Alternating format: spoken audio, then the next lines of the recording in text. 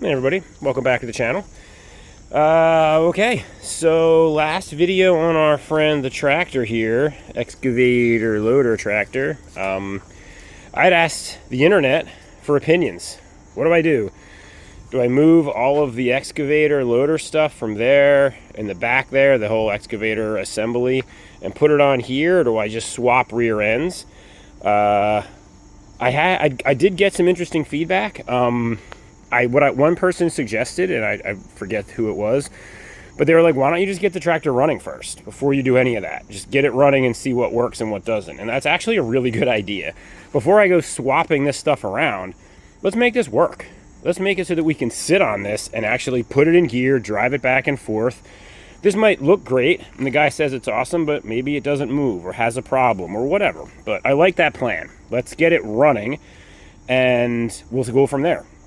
So this is going to be the beginning of the will it run for this tractor. We're going to do the bare minimum. I am going to put a starter in it. I'm going to put a coil on it. I am going to put a temporary fuel tank on it, and we are going to fire it up. Probably we'll do a compression test just before I fire it up. I kind of like to do those. I did it on that one, and it was bad. So we'll do it on this one and see where we're at. Assuming we have compression and everything's good, let's get this running. Let's make it move. And then we can make the final decision on, are we going to move the excavator tank and assembly over to this, or are we going to swap rear ends? But yeah, so I think the first step that we're going to do to get the party started here is let's get a starter on this guy. As you can see, I did paint some of this. This was Rust-Oleum. I wanted to give it a chance to dry. The purists out there for the Masseys will understand this is not the exact right green. This is a similar green. It's a close green. It's not the metallic version, and it's not quite dark enough.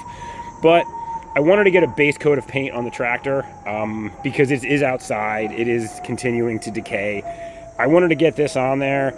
At some point, I will probably get the correct paint and do this. I don't know when that's going to be, but it's more important to me to get a working tractor right now than it is to get a period correct restoration. So it's green. It's going to be this color green. I'll still do green and gray, just like it's supposed to be, but I'm not worried as much about the color right now. So I did start painting it so that I could get a starter on here and do that kind of stuff. So let's start with that. Let's get a starter on it so we can get the engine turning, and then we'll do a compression test and see where we're at. So let me get some tools and we'll get started. Okie dokie. So in an effort to get this thing to the point where we could run it, like I said, we're gonna have to do some things, and everything spirals, you know, I mean, especially when you don't take something apart. So in order to get it turning, we need a starter. In order to get a starter, we need a starter solenoid. In order to get a starter solenoid, we need the battery tray. Putting the battery tray on means dealing with the cowl. Putting the cowl on means figuring out all of the linkage that goes with the governor.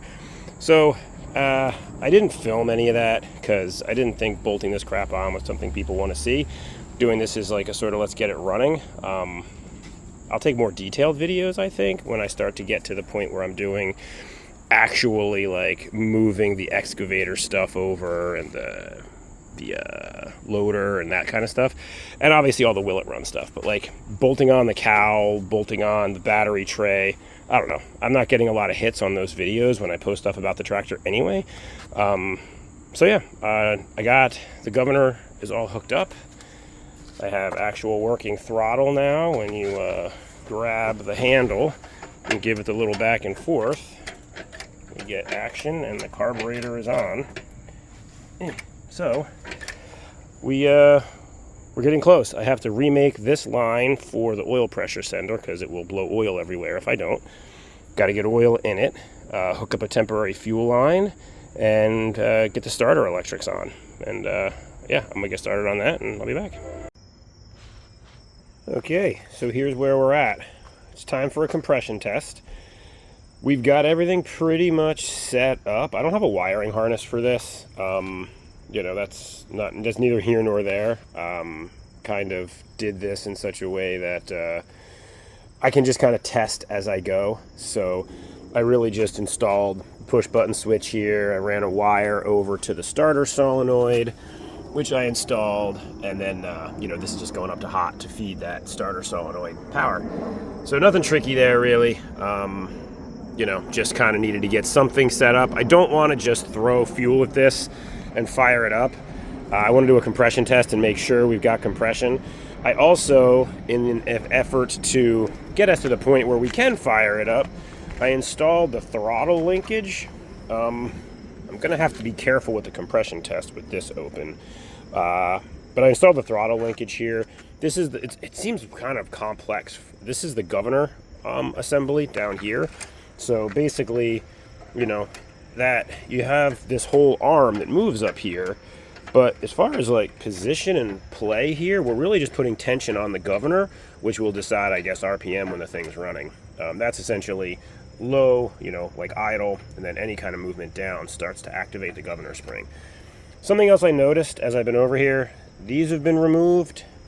I don't know why. We're going to want to put those back on before we get to the point where we're trying to fire it. And I also did throw the carburetor on just so that I would have the ability to hook up the throttle linkage. We'll just put a temporary gas tank on this when it gets time to firing it up. So for now, what I'm going to do is I already verified that the start button does start button-y things. I guess you can't see anything turning, but you could hear it. It's turning over. I'm going to pull these plugs out. We're going to throw the compression tester on it, and we will see what we're working with. That guy, we had like 100 and change in one cylinder, and then it only got worse from there. I think it was 50, 60, and 50. So that one, I think it's stuck valves. I think there's just corrosion on the valves that were open. This guy, let's hope for better. But let me get you guys set up and get these plugs out, and then we'll give it a shot. All right, let's pull these out together. Let's take a look at what we got. I just cracked them loose. I've not looked in here yet. That one, oh, that's rich. That is rich. And this one, also rich, hair oily. And this one, still rich, not as oily.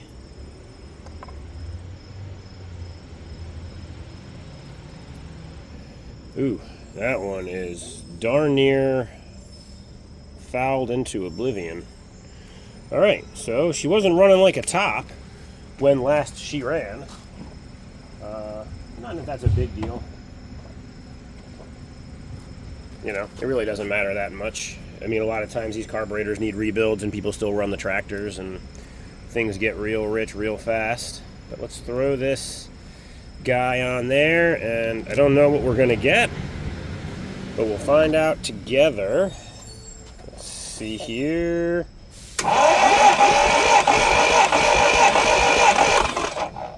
All right, I don't know, I guess that's right, almost 100. I'll take almost 100 all day long, folks. I'm keeping an eye on that oil pressure line over there to make sure we don't generate too much oil pressure. There is oil in it. I did check that before I started this. But if we start to build pressure, that's going to obviously make an appearance over there. Let's see what this one's got.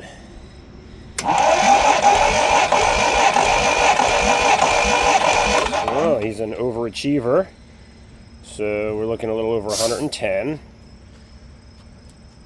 So about 100, about 110. We're within, you know, the variance between them still there. Just the fact that I have that much compression in two of the cylinders has me kind of excited. Let's see about this one.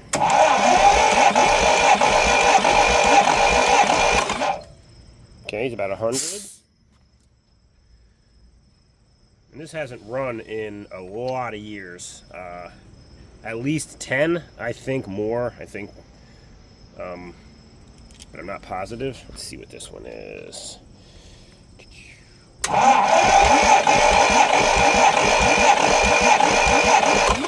All right, 120. Big winner.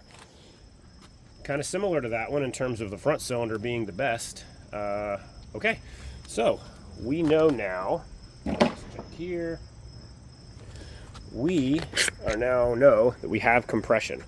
So next up is we got to work on our friend Spark since these are already out. Let's pull this distributor and see what we have inside. What do we got? We got 1, 3, 4, 2. 1, 3, 4, 2. If I'm just looking at the firing order here. So this guy's 1. You just got to remember he's 1. It shouldn't be too hard to remember since I've got video of it. Oh man. Okay.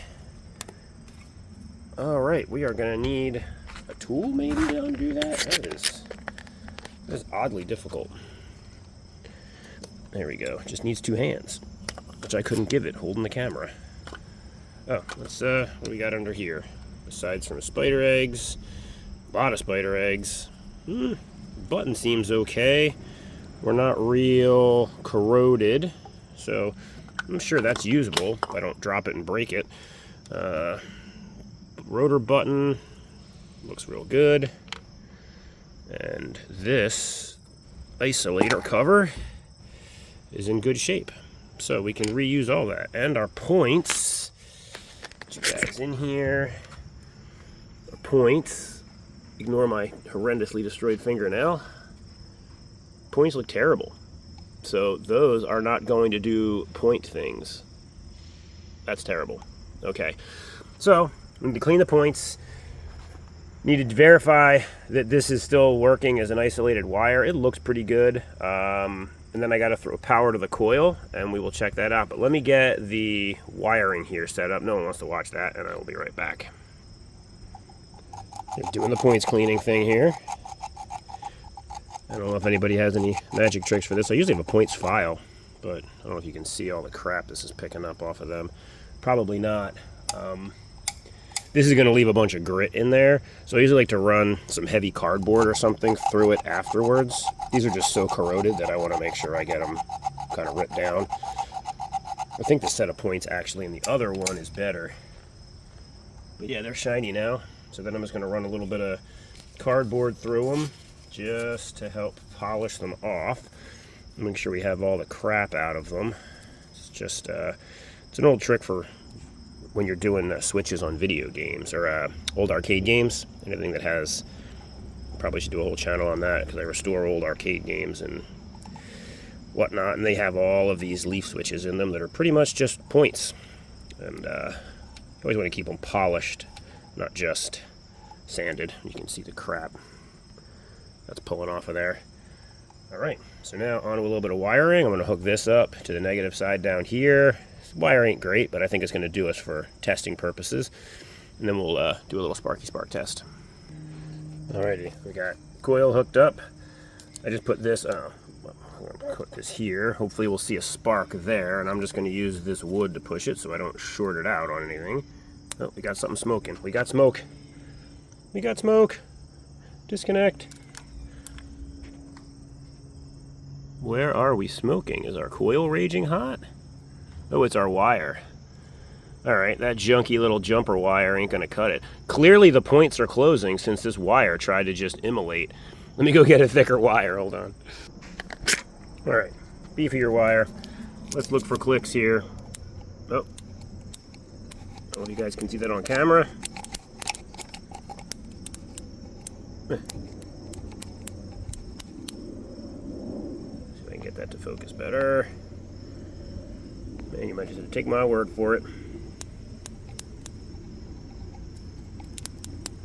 Okay, so we definitely got quality spark. So, all right, now I think 2 things. 1, I can put the ignition back together. I'll check it at a plug and make sure we got spark at a plug. 2, we can hook up a temporary fuel system. And 3, I guess 3 things. Remember I was worried about this pipe blowing oil out during the compression test? Well, you know, it did blow oil out. It just didn't blow it out there. So that fitting is, I need to do that hose and get the oil pressure gauge hooked up. I need that anyway for trying to fire it. But that's where we're at. I am going to hook up this again, and then we'll make our next step. I'll make that pipe, hook that gauge up, put some fuel on it, and we will try to fire this thing up. All right, before we try to fire this thing up, we need to take care of this oil line here. You know, the old one had seen many better days. Did not want to trust it. using the copper nickel line I use on brakes. If you're ever curious how to do flares and how awesome this stuff is for doing lines like this, I have a series on an Austin America on the channel here that I do a whole thing on brake lines for. How to bend them, how to do them. I got my fitting up here to go into the gauge. Probably going to throw in this older gauge for now, just because I don't want to put the newer gauge out in the weather here until I get this thing in the garage. But I'm going to get this guy on here and installed loosely. I got to go find the nuts. Probably going to steal them off of that tractor. But I got to find nuts for this. I don't know why they're off, but I certainly don't want to try to fire it up and create like a gasket blowout. Hopefully we don't find out they're off for a more sinister reason. But yeah, I'm going to button this up and get the gauge in, and then we'll look at a temporary fuel system and maybe getting this thing fired up to see what we get. BRB. Alrighty, so we have oil pressure gauge is hooked up, temporary high-end fuel system with a filter hooked up to the carb. No accelerator pump on these carbs, so I don't have any idea what we have in terms of, I'm not letting you show anything. I don't have any idea like if there's fuel in it or not. I mean, I guess I could crack this open, but we're just going to run some starting fluid into it and see if it'll fire off as a step one, and then we can kind of go from there. I need my coil wire. It should spark. Yep, we got sparkies on the coil wire. So yeah, I think I'm gonna bring the stand over, because I'm hoping I can find a spot for that, because I don't want to, I'm gonna need multiple hands, I have a feeling, to do this. And this is first run. I don't know, this is the tractor we've pinned all of our hopes on. I don't have, the other one's a parts tractor for sure with the condition it's in. You know, this is the one that's nice. I've started painting it, so I really hope that it runs. I had good compression, so we know that. So really it's more just a question of will it run well, or will it run at all? We have, let me move that out of the way, we have throttle. Okay, so let's give it a squirt. Let's just make sure that it's going to do anything. Let's hook the coil up real quick. I know this is janky as heck, folks, but that's what we got right now. Let's just, okay, so it turns. Let's see if we give it some, oh, hey.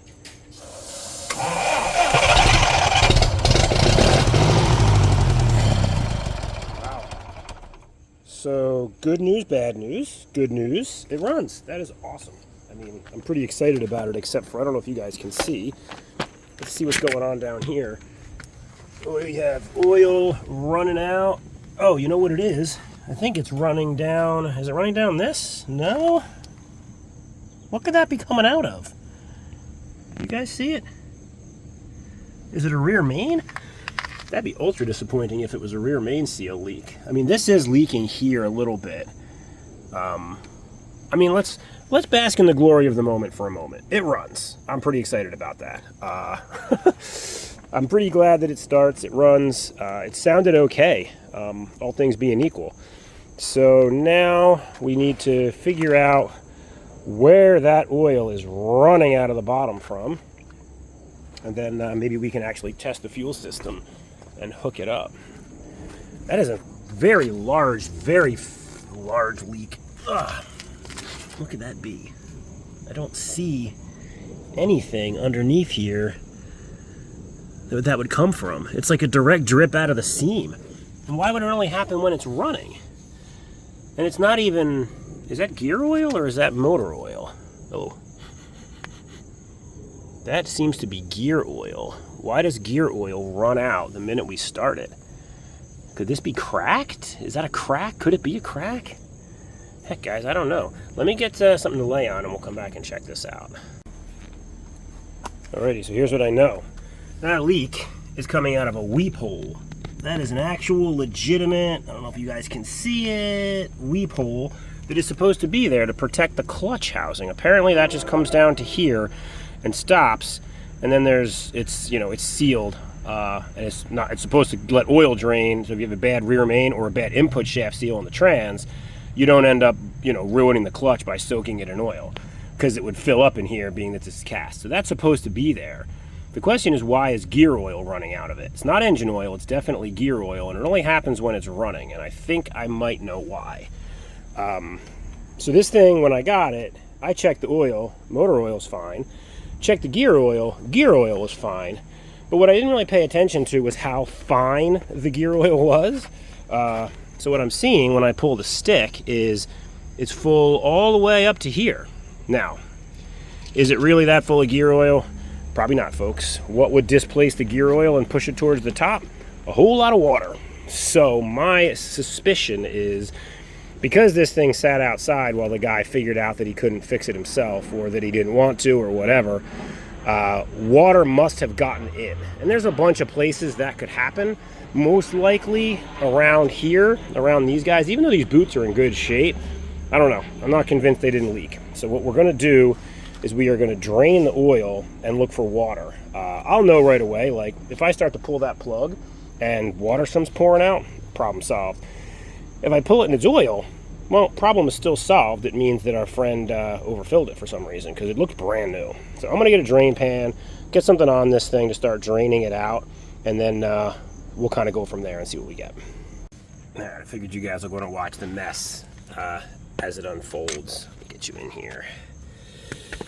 Since we're in this together, folks. Hopefully this doesn't shoot out with enough force to actually hit the camera. So I'm draining the trans side first. It's a shared sump, I think. So I'm going to drain, this is where it's obviously leaking out from. I'm going to drain this down, at least as much as this will hold, and see if it lowers the level over there. There is a fill here for the trans up here, but usually these are shared on tractors. So somebody correct me if I'm wrong. I already kicked this loose. Somebody correct me if I'm wrong on that, but I'm pretty sure that it is shared. So I'm going to try and take this out loose and just see if water comes out. Now I can already tell you I see water. Yeah. So we're going to go slow. It's milkshake, unfortunately. Mostly my fault because I started a little bit. So let's let as much of this milkshake out as we can. I'm going to control the burn here because I don't want to make a huge mess. I don't know if you guys can see it. It is grotesque, and it is water contaminated. So gross. No idea how much is going to be in here, or if we're going to find that there's like a stick or something in there that's actually making it go slower. This is not the color of what came out of the bell housing drain hole, interestingly enough. This on my finger is like way more, I don't know, brownish, creamy. That stuff, it's coming out of the weep hole, seems to be clearer. But obviously we don't want to run it for any length of time with whatever this crap is in here, so we are going to let this drain out. It's really starting to get good. It's going to act a little weird because I don't have the fill plug out. Maybe this is one of those situations where I should have taken the fill plug out before I took the drain out, but oh well. This has to come out. I don't even want to run it with this crap in there because that's not what oil's supposed to look like. So I'm going to let this drain. I don't think you guys necessarily want to see all of the... Oh, there we go. Oh boy, there we go. There was something in the way. I was going to say, I don't know if you guys want to watch it drain. It's not the most fun. You might get to watch me struggle to put this thing back in, though, without creating a giant friggin' mess. Oh yeah, there's not a ton of crap on this drain plug. Let's just yoink, put that back in for a minute. Let it drain down. This is not going to have near enough capacity to hold all of this filth. Filth and fun. I wonder if there's a weep hole here for fill level of the trans. Usually there is. Maybe it's on the other side. Let's let some more of this crap out. And we'll go check the other side and see if there's a... I'm wondering if there's like a level plug somewhere that I'll know if I get down below. We're starting to get the right color now. I'm starting to see darker things. So let's put that there. I'm going to go look for a level plug. I'll be right back. Okay, no level plug, but the level on the stick is going down. So these are shared. You got a lower sump here, and there's a lower sump over there. Yeah, that I'm going to have to check for water next. So I'm probably going to leave this one. Well, there you go. I'm probably going to see how... I'm not going to take too much more out of this one. we're starting to get the right color oil now. So I'm going to stop this one from going in all of its fun and excitement, and I'm going to open the other one up because I'm going to assume that this being lower over there has a lot of the same water and crap in the bottom. We'll drain that out, and maybe we'll be left with decent oil towards the top that we can then drain out and do the right way. So let me go move you guys over and get some rags for this debacle, and I'll be right back. Alrighty, let's make some magic and pull that plug. I'm already seeing water just from kicking that loose. So we're gonna have water here too. Really, the only question is just how much water we're gonna have. But it's dripping. Let's see if we can try not to get this everywhere as we allow the water to make an escape. Similar to last time, we're going to want to take this easy. Oh boy. Oh Lord. That's a lot of water, guys, and a lot of sludge. So we're going to let this run water out until we get oil. And then when we start getting oil, we'll go dump this because it's water. I don't want to contaminate my oil container with it. Okay, there goes the oil. All right, so we will go put this in a burn container to burn the water out of it. So what I usually do is heat it and then get rid of the water and then trash it in my oil receptacle. All right, well, that was gross. Let me clean up my hands and be right back. Alrighty, that is in that container, well and truly out of our way. Let's get this plug back out of the way. And let's see what other fun is in store for us here. I'm going to say that's the water, but I want to get some of this really contaminated oil out. Oh, no, there's more water. So much for having all the water. There's we back to oil.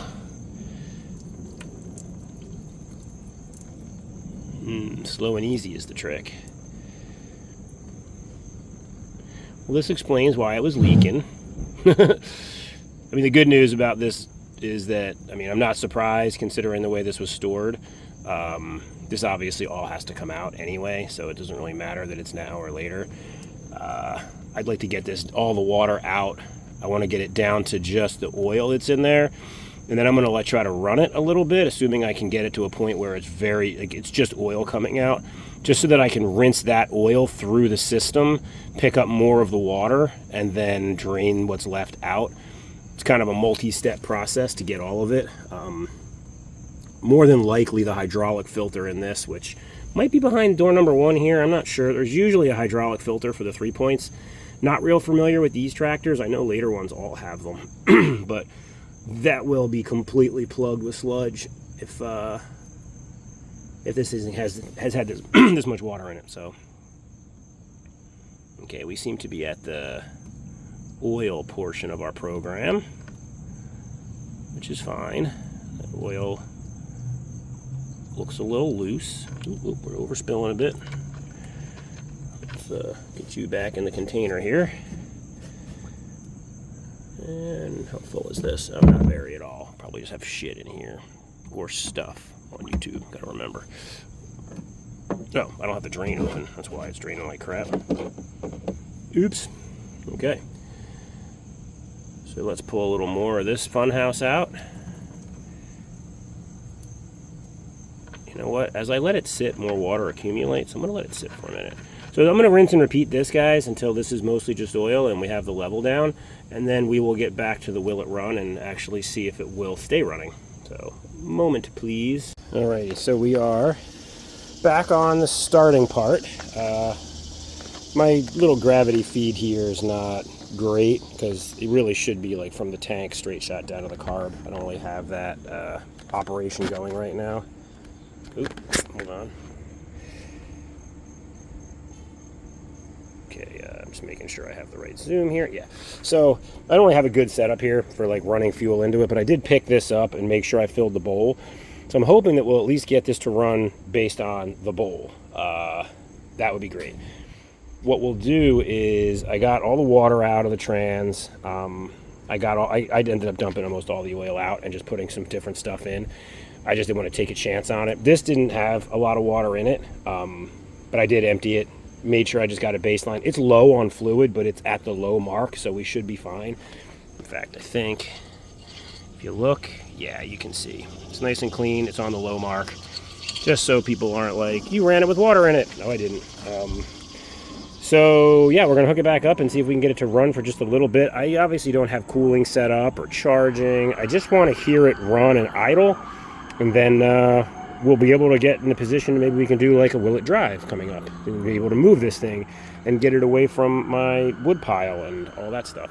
So anyway, without further ado, let's see. I think I'm gonna need hands. I'm not sure if I'm gonna need hands or not. It kind of stinks because it's just audio. There's nothing to even watch turn except the crank up there maybe. So it's like, will it run? But you can't tell. So let me hook the coil back up because it prefers to have spark. Oh, it didn't stop on a spot. Oh, you know why it didn't stop on a spot? Because I don't have the other jumper cable hooked up. I was gonna say it didn't stop on a spot where it's clamped or closed on the points, but come on, get in your home. And then I need the ground, since we don't have ground hooked up normally, since I'm trying not to burn this thing down. All right, so in theory we should, I wonder if it'll just go. Nope, without a choke hooked up. I'm not really surprised.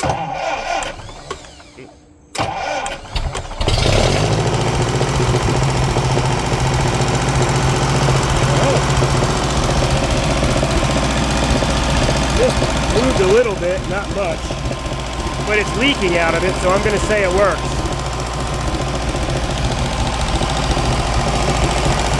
Yeah, I mean,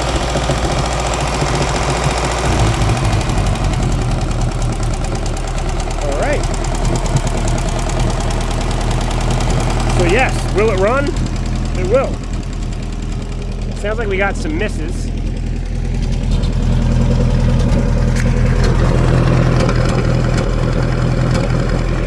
We got some misfires in there, but nothing critical. We're not running oil out of here anymore, which is great. Oh, no, we are still a little bit. Oh, you know what that's from? That's actually from the oil pressure line. It's leaking, I think. Yeah. All right, so we got to tighten that up a bit. Other than that,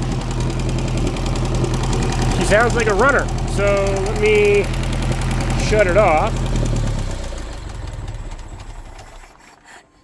Alright guys, well, this pressure gauge doesn't work very good. It just kind of goes from low to a little bit more than low, but seeing as I'm running oil out of there and I'm running oil out of there, we have oil pressure. So it runs, it idles.